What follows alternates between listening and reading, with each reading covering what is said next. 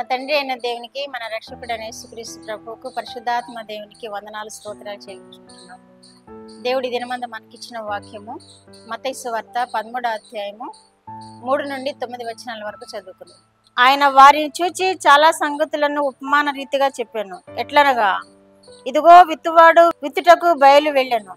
వాడు విత్తుచుండగా కొన్ని విత్తనములు త్రోవ ప్రక్కను పడెను. పక్షులు వచ్చి వాటిని మిరింగివేశాను.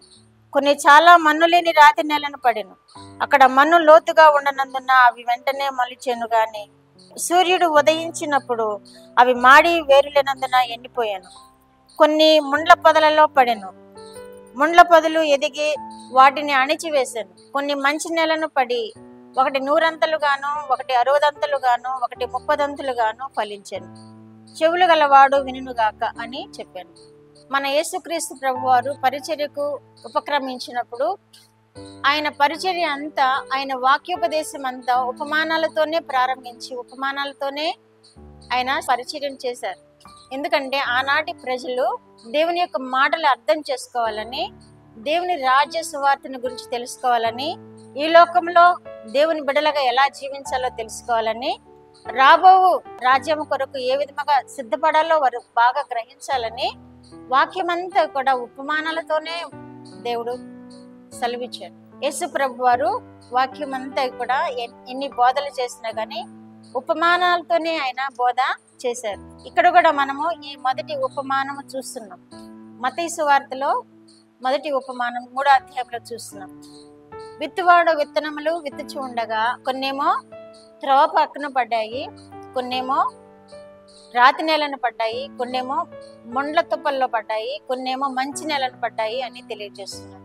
కొన్ని త్రోవ పక్కన పడిన విత్తనాలని పక్షులు వచ్చి ఎత్తుకుని పోయాను అంటున్నాడు. త్రోవ పక్కన పడిన విత్తనాలు ఎవరు అంటే, దేవుని అంటే ఆసక్తి ఉంటుంది కానీ లోకమంతా వారికే కావాలి. ముసలమ్మ ముచ్చట్లు కావాలి, అలాగే సినిమాలు సీరియల్స్ కావాలి, లోక జీవితము కావాలి, దేవుని జీవితము కావాలి. వారు దేవుని యందు మనసు పెట్టక పక్షులు వచ్చి ఆ విత్తనాలను ఎత్తుకుపోయే విధంగా ఉంటారు. అవి అసలు మొలకెత్తకుండానే విత్తనాలే ఎత్తుకుపోయే విధంగా ఉంటారు. కానీ దేవుని బిడ్డలు ఈ విధంగా ఉండకూడదని మనకి ఈ వాక్యం తెలియజేస్తుంది. లోక జీవితంలో మనము మునిగిపోకూడదు, మనం ప్రత్యేకింపబడిన జీవితం జీవించాలి. రెండవ రకం ఏంటంటే రాతి నేలను పడిన వారు. రాతి నేలను పడితే ఎలా ఉంటాయి? మొక్కలు వస్తాయా? రావు. ఆ పైన ఏదైనా దుమ్ము ఉంటే మొక్క వస్తుందేమో గానీ ఆ దుమ్మును బట్టి ఆ మొక్క వచ్చినా గానీ వేరు నాటుకోనందున అవి ఎండిపోతాయి. వారి హృదయం ఎలా ఉంటుందన్నమాట? రాతి హృదయం, ఆ వాక్యము గ్రహించలేని హృదయం. ఆసక్తితో వింటారు, వెంటనే అది మొలుస్తుంది, కానీ ఆ హృదయము స్వీకరించదు, ఆ వాక్యాన్ని స్వీకరించరు. వాళ్ళు బండబారిన హృదయాలు అనమాట. మొలకెత్తుతాయి, వాడిపోతాయి మొక్కలు. మూడవ రకం ఏంటంటే ముండ్ల తుప్పల మధ్యలో పడింది. వాళ్ళు పాపం ముండ్ల తుప్పల వంటి సమస్యలు ఇరుక్కుంటారు. ముండ్ల తుప్పల వంటి మనశ్శాంతి లేని జీవితం జీవిస్తూ ఉంటారు. ముండ్ల తుప్పల వంటి బాధాకరమైన సమస్యలు ఎదుర్కొంటూ ఉంటారు.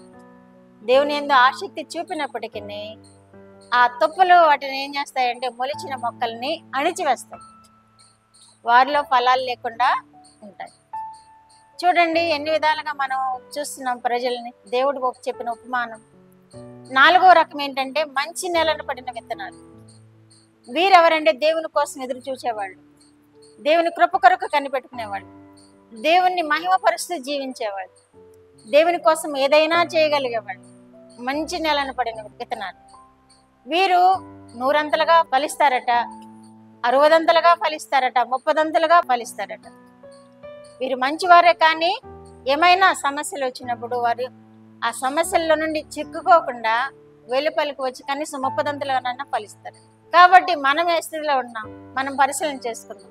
త్రోవ ప్రక్కన పడిన విత్తనాల వల్లే ఉన్నామా? రాతి నేలను పడిన విత్తనాల వల్లే ఉన్నామా? ముండ్ల తుప్పల్లో పడిన విత్తనాల వల్లే ఉన్నామా? మంచి నేలను పడిన విత్తనాలు. మనం ఏ స్థితిలో ఉండినప్పటికీ ఇప్పటికీ ఇక ముందు మనము మంచి నేలను పడిన విత్తనాల వల్లే, మనం ఫలించే విత్తనాల వల్లే ఉండాలి. అదే మన దేవుడు ఎదురు చూస్తున్నాడు. మన దేవుడు స్వయముగా ఈ మాటలు చెప్పి మనల్ని బలపరుస్తున్న వాక్యం ఇది. మంచి నేలను పడిన విత్తనాల వల్లే మనము జీవితాలు ఇక ముందు నుండి అయినా కొనసాగించుకోవాలి అని ఈ వాక్యం మనకి ఈ దినమందు హెచ్చరిక చేస్తుంది. కాబట్టి ఈ వాక్యం మనసులో పెట్టుకుందాము, వాక్యానుసారంగా జీవిద్దాము, వాక్యం ద్వారా మనము బలపరచబడదాము, దేవుని కృప కొరకు ఎదురు చూద్దాము, కృప పొందుకొని ఆయనలో వర్ధిల్లుదాము. ప్రార్థన.